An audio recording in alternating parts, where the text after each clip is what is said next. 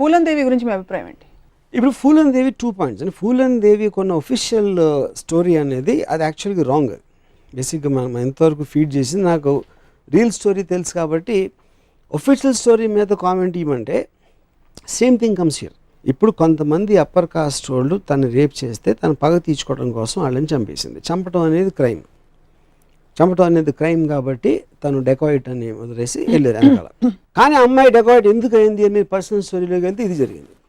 Rape చేశారు కాబట్టి existing system తనకి న్యాయం చేకూర్చలేకపోయింది కాబట్టి తను రెబెల్లో డెకాయిట్ ఏదో అయింది తను. సో అది వినటానికి మనకి సినిమాటిక్గా వినటానికి చాలా బాగుంటుంది. కానీ లా అనేది ఎప్పుడు క్రైమ్ చేసినోడి కారణాన్ని నువ్వు తీసుకోకూడదు బై డెఫినేషన్. ఎందుకంటే ప్రతి ఒడికి కారణం ఉంటుంది. అప్పుడు కారణం ఉన్న మనల్ని చేసేస్తే నేరం కాదు అంటే సిస్టమ్ కొలాప్స్ అయిపోతున్నాం. సో అప్పుడు రేప్ అనేది సెపరేట్ కేసు. ఫూలన్ దేవిని రేప్ చేసింది, అది ఒక సెపరేట్ కోర్టు డీల్ చేస్తుంది. ఈ అమ్మాయి చేసిన మర్డర్ వేరే case. They cannot be mixed. అంటే మీకు ఒక చాలా ఫనీ ఎగ్జాంపుల్ చెప్తాను. అంటే ఫనీగా ఎందుకు అనిపిస్తుంది అంటే 26/11 అటాక్ అయినప్పుడు కసాబ్ అనేవాడు 10 మందితో వచ్చి ఒక అటాక్ చేశాడు, ఎంతమంది చచ్చిపోయారు.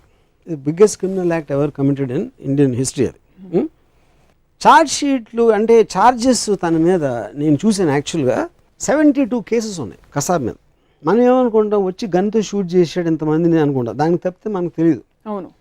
కానీ లీగల్గా ఛార్జ్ షీట్లు ఎలా ఉన్నాయంటే టైమ్స్ ఆఫ్ ఇండియా బిల్డింగ్ అప్పుడు ఒక ర్యాండమ్ షూటింగ్ చేస్తే అక్కడ కొన్ని గాజులు గ్లాస్ విండోస్ పగిలిపోయినాయి, ఒక 2.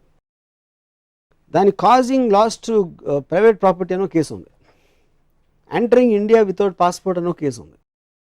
Hijacking a boat in the sea అది ఇంకో కేసు ఉంది. రాబరీ 7-8 పోలీస్ స్టేషన్ జ్యూరిస్డిక్షన్లో రకరకాల కేసులు ఉన్నాయి. But that is a procedure of law.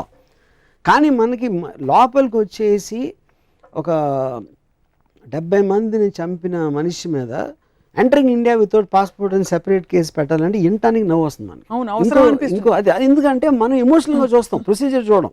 ఇంకోటి ఏంటి, మొత్తం ఇండియా అంతా 26th అటాక్ జరిగితే 27th నైట్కి కసాబ్ అని తెలిసిపోయింది మొత్తం ఇండియాలో. Judge took 6 months to recognise his Kasab. ఎందుకు? మీడియా చెప్పింది కసాబ్ అంటే మీడియా ఏది చెప్తే అదే అంటే ఇంకా కోర్టు ఎందుకు? అప్పుడు కోర్టు అనేది నా దగ్గరకు వచ్చిన ఎవిడెన్స్ తప్పిస్తే నాకు ఇంకా ఏమీ తెలియదు, ఇక్కడే నాకు తెలియాలి అనేది ఒక బేసిక్ రూల్. అప్పుడు ఎవడో ఇన్స్పెక్టర్ వచ్చాడు, సరే ఈడు చేశాడు, ఈడెవడు, వీడి పేరు కసాబ్, ఈడు ఉన్నాడని ఎలా తెలుసు నీకు? ఫలానా ఈడు చూశాడు ఐ విట్నెస్, ఫలానా వాడు చూశాడు ఐ విట్నెస్. ఆయన పిలిచారు, నువ్వు చూసావేంటి? చూశాను. ఎంత దూరం నుంచి చూసావు? ఇలా ఏం బట్టలు వేసుకున్నాడు? అప్పుడు నువ్వు అక్కడ ఏం చేస్తున్నావు? అప్పుడు నువ్వు తాగేసి ఉన్నావా? నీ కళ్ళు అసలు ఎంత బాగా పనిచేస్తాయి? ఇలాంటి అన్ని క్వశ్చన్స్ చేసి, ఓహో ఈ ఫలానా మనిషి పేరు ఫలానా, వాడు ఈ పని మీద ఊరికి వెళ్తా ఆ రోజు వీటీ స్టేషన్లో ఉన్నాడు, వాడు కసాబ్ని చూశాడు, అది రికార్డ్ అవుతుంది. రెండోడు వచ్చి ఆడే అన్ని చెప్పి ఆడేదో బ్లాక్ షర్ట్ అంటాడు, ఆడేమో బ్లూ షర్ట్ అన్నాడు. ఎందుకు ఈ బ్లాక్ బ్లూకి డిఫరెన్స్ ఎలా వచ్చింది? ఇలాంటి మొత్తం ప్రొసీజరల్ ఆస్పెక్ట్స్ వచ్చి వన్ ఫైన్ డే ఇనఫ్ 100% వీడు కసాబే అని జడ్జి నమ్ముతారు. కానీ దట్స్ ప్రొసీజర్. అలా లేకుండా రాత్రి టీవీ నైన్లో చూసాను ఈడే కసాబ్ అని, దానికి మనకి ఇంకొక కోర్టు ట్రయల్ ఎందుకు? ఇంకా ఇప్పుడు మీరు ఆర్గ్యూ చేయాలంటే ఎందుకు అంత టైం పడుతుంది? ఛానల్స్ పెట్టి మార్క్స్ చేసి ఎవరినో పెట్టేశారండి ఫోటో అని చెప్పొచ్చు డిఫెన్స్లో, ఇంకా అప్పుడు కేసు ఏంటి అక్కడ?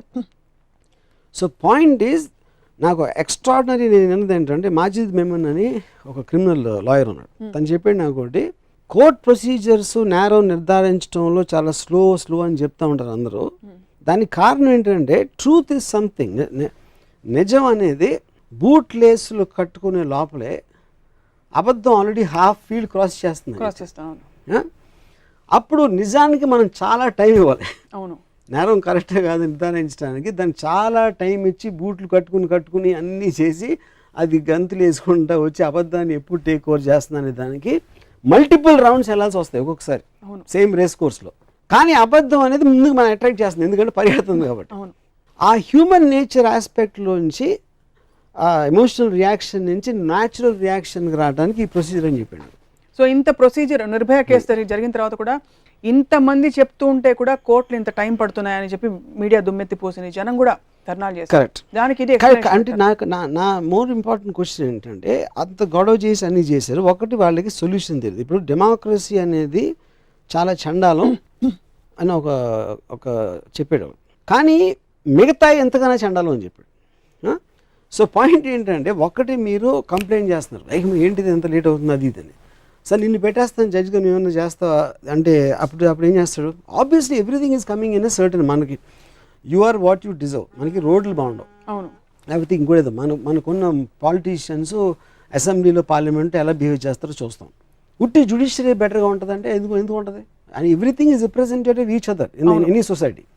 సో ఇప్పుడు నిర్భయ కేసుకు వచ్చేసరికి ఇంత కర్కోటకంగా ఎదుగురు చేశారు. దాంట్లో అన్నిటికన్నా చంద్రాలుడు ఫలానా ఒకడు జూనియర్ ఈజ్ ఏ జూనియర్ అంటే ఈజ్ నాట్ రీచ్ 18. వాడు రోడ్ల మీద పడుకున్నాడు, రోడ్ల మీద ఫుట్పాత్ల మీద పడుకుని వాడు ఇప్పుడు జువెనైల్ హోమ్లో వాడికి సెపరేట్ రూము, టీవీ, ఫ్యాన్ అన్నీ ఉన్నాడు. ఎందుకు? వాడిని సెంటెన్స్ చేసింది జువెనైల్ హోమ్. ఆ జువెనైల్ దాంట్లో లాస్ ప్రకారం ఒక డేంజరస్ క్రిమినల్ అనుకునేవాడికి అక్కడికి సెపరేట్ రూమ్ ఇస్తారు, మిగతా వాళ్ళకి డమ్లో పడుకోబెడతారు. అంటే వాడికి అంతకు ముందు ఉన్న లైఫ్ కన్నా చాలా బెటర్ లైఫ్లో ఇచ్చారు. ఎందుకు? ఆ ప్రొసీజర్ వలన. సో అప్పుడు కానీ వీడికి ఇది వచ్చిందని అప్పుడు అంత గొడవ చేసిన వాళ్ళు జూనియర్ హోమ్లోకి వెళ్ళినప్పుడు ఏదో ఒకటి 2 SMSలు ఇచ్చుకొని మానేశారు. ఎందుకంటే ఎమోషన్ ఒక సముద్రం ఒక వేవ్ లాగా వచ్చి వెళ్ళిపోతుంది, దాని తర్వాత మళ్ళీ మర్చిపోతారు. అదే టైంలో ఒక అమ్మాయిని బాంబేలో 10 days తర్వాత నిర్భయ తర్వాత 10 కత్తిపోట్లు పొడిచి ఒకటి చంపేశాడు.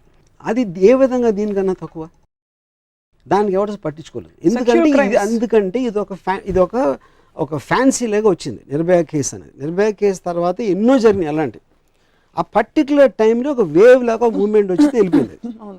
ఇంతవరకు అంత గొడవ చేస్తున్నాడు ఎవరు కూడా ఆ 5th జూనియర్ ఆడు ఏం చేస్తున్నాడో ఒకరు అడగలేదు. అదే నాట్ ఇంట్రెస్టెడ్, అయిపోయింది. అదేదో వచ్చింది ఆ టైంలో సినిమా చూసారు, భలే ఉంది, సూపర్ హిట్ అయిపోయింది, వచ్చేసాం, అంతే అయిపోయింది.